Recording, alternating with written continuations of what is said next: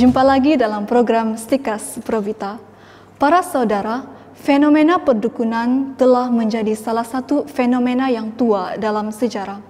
Artinya, fenomena ini sudah ada sejak zaman dulu sampai sekarang, meskipun dunia telah maju dan teknologi telah berkembang.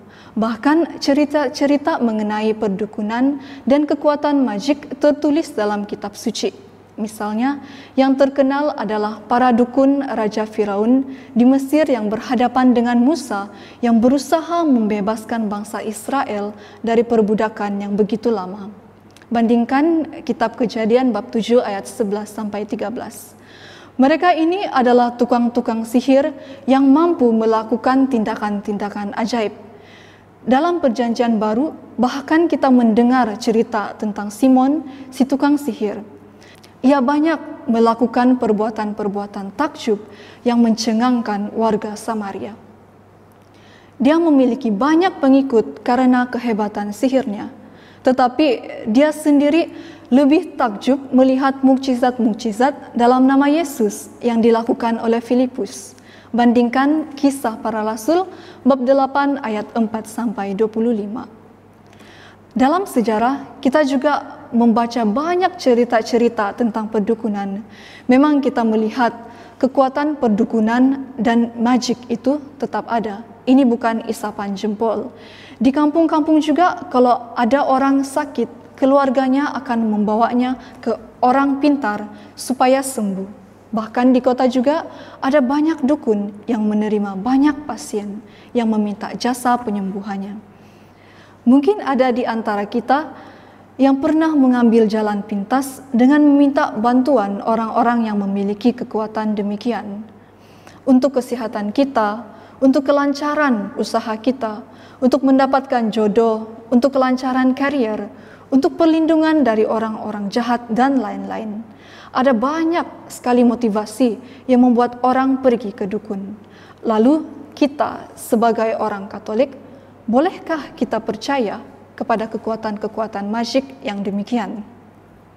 Supaya kita lebih mengerti apa yang diajarkan gereja kepada kita, sekali lagi kami mengutip ajaran resmi gereja.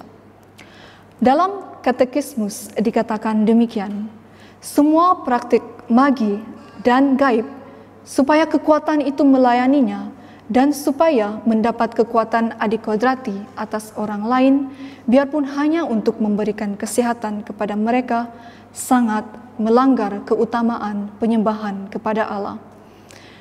Tindakan semacam ini harus dikecam dengan lebih sungguh kalau dibarengi untuk mencelakakan orang lain, atau kalau mereka coba untuk meminta bantuan roh jahat.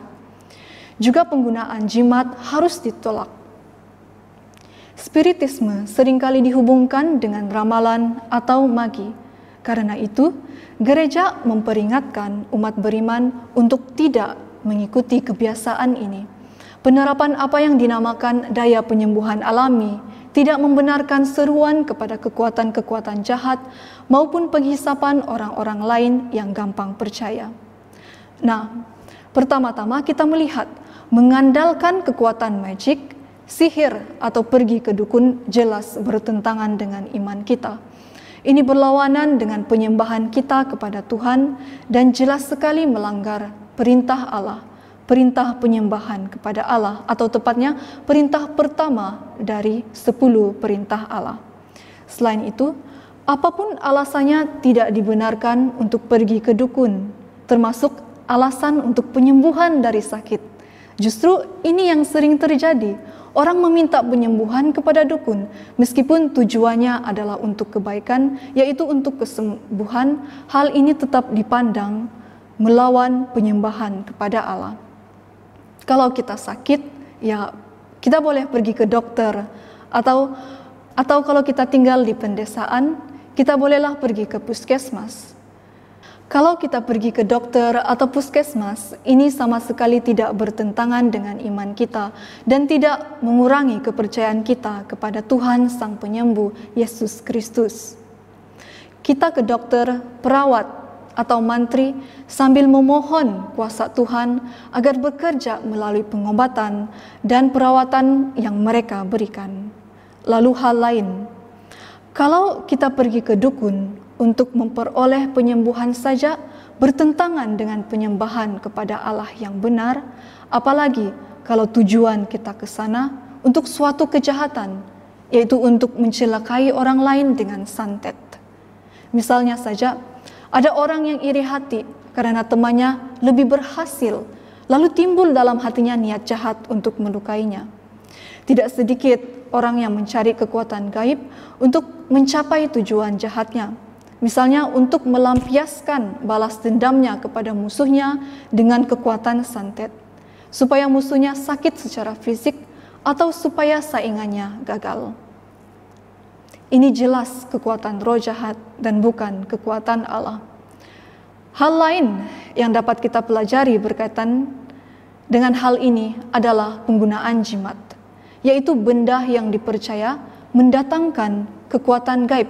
Misalnya batu tertentu, cincin, kain merah yang berasal dari dukun dan selalu dibawa serta kemanapun ia pergi, entah disimpan di dalam dompetnya, dalam ikat pinggangnya, dan lain-lain.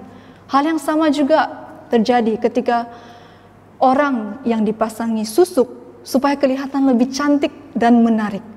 Ini bertentangan dengan penyembahan kepada Allah, dan itu merupakan bentuk jimat yang berasal dari dukun. Juga barang-barang tertentu yang diisi dengan kekuatan lain, misalnya ballpoint, minyak wangi, dan barang-barang lain yang dipakai seperti kalung, cincin, jam tangan, yang dipercaya memiliki kekuatan gaib dan mendatangkan kemujuran. Ke tukang ramal dan ke paranormal juga tidak diperkenalkan. Ini sama juga berkaitan dengan perdukunan atau magic. Karena itu berlawanan dengan penyembahan kepada Allah dan kepada siapa kita harus menaruh segala harapan dalam hidup kita. Ajaran Katolik sangat jelas dalam hal ini. Posisi gereja Katolik jelas. Apa yang dikatakan dalam teks di atas bukanlah pandangan pribadi atau tokoh tertentu, tetapi sudah menjadi ajaran gereja dan memiliki otoritas yang besar. Jadi, kita tidak perlu bingung. Kita sudah menerima Tuhan dan kita pun sudah dibaptis. Kalau kita sudah menerima Tuhan, hendaknya hidup kita juga mengandalkan Tuhan dan kekuatannya. Bukan mengandalkan kekuatan-kekuatan lain dari perdukunan, sihir, magic, dan lain-lain. Itu semua bukan berasal dari Tuhan. Kita manusia seringkali tergoda untuk berpaling kepada kekuatan-kekuatan tersebut, entah karena diajak teman atau keluarga, karena merasa kekuatan-kekuatan tersebut lebih hebat. Tetapi semuanya itu tunduk kepada kekuatan Tuhan, dan sesungguhnya bukan dari Tuhan, bahkan berlawanan dengan Tuhan. Mari kita andalkan Tuhan. Hanya kepada Dia sajalah kita menyembah, karena Dia satu-satunya Allah yang benar. Semoga kita semakin mengenal dan mencintai kebenaran, sehingga akhirnya kita diselamatkan. Salam Probita.